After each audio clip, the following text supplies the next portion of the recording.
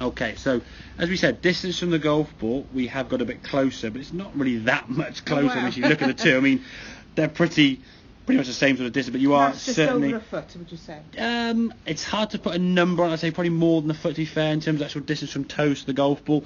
What we're looking for is your arms hanging down from the shoulder there, and your hands a little bit more underneath that way rather than out in front.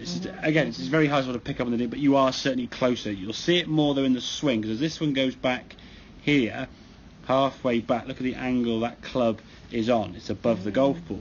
Where if you look at this angle, it's down towards the golf ball. Still could come a little bit lower, could be a bit more in terms of, ideally speaking, we want the club on that angle, okay? But compare that to where you were there. And that looks more comfortable. Yeah, exactly. And again, when you swing the club back here now a bit higher, as you come back to the golf ball, the club now can come back, get a nice strike of the golf ball, because the angle you're swinging on is conducive to the ground. Whereas this one coming back a little bit too inside and flat, as you come back, you can see just barely catching top of the golf ball, and the ball sort of bouncing into the mat there, sort of shooting off to the right there, with quite sort of short, recoily swing. Whereas this one now, we can swing it as a full twist of the body.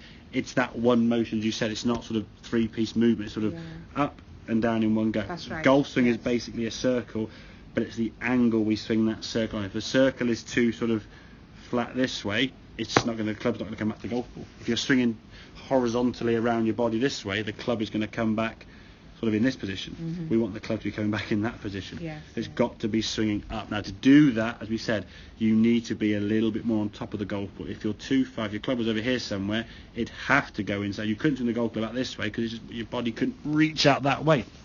So the movement happens on the way back. You can just almost see as you go back here now, see your head just sort of moves off the ball and it sort of moves back a little bit. So you sort of put some lines there, where your head in relation to that red line moves away from it there. So you can see the club's moving back a bit more behind you here now, just getting further from the golf ball and the club getting too flat. Well, now to try and reach the golf ball, your knees start dropping down, so then you start squatting down to try and reach the golf ball, but because the angle being such, you just can't get low enough. As much as you try and get lower under the golf ball, ball's too far away. Whereas this one here now, as the club goes back, okay, you can see the club a bit higher. It's a bit of a higher movement. The club going up means therefore what goes up can come down. No need to try and dip or bend your knees. You can swing the golf club back down with a nice full movement. So just a smidgen closer, but that's why I think you prefer the driver as opposed to the irons. And that's why I think you get people of all different levels preferring one element. There are people who love putting, okay? Can't hit a driver toffee. Irons are okay, love their putting. You love your driver. Irons are okay. Putting's coming on. It was probably a weakness of your game a few months ago, but now I think with a bit of the practice you put in there and sort of the understanding of how your arms work, it's, I wouldn't say it's a strength yet, but it's moving towards an area of your game you feel, okay, I can... Out of the three, this is the weakest. Yeah, this is the middle. And this used to be your strength when you first started, because this is the one you started off with. And that's why I think you get used to a distance. And that's when the skill's in golf, because when you get a set of clubs, you're going to get 10, 12 clubs in your bag of all different lengths. So you've got to learn how far from each club you've got to stand. So it's a bit of practice with that club. Like I say, if you're going to spend an hour or so practicing, 30 minutes of putting, 15 minutes of irons, 15 minutes of your driver. At best you can, okay? If the driver's really going to pot, then spend more time on it and work and try and get some practice swings or take the ball away at the tee peg.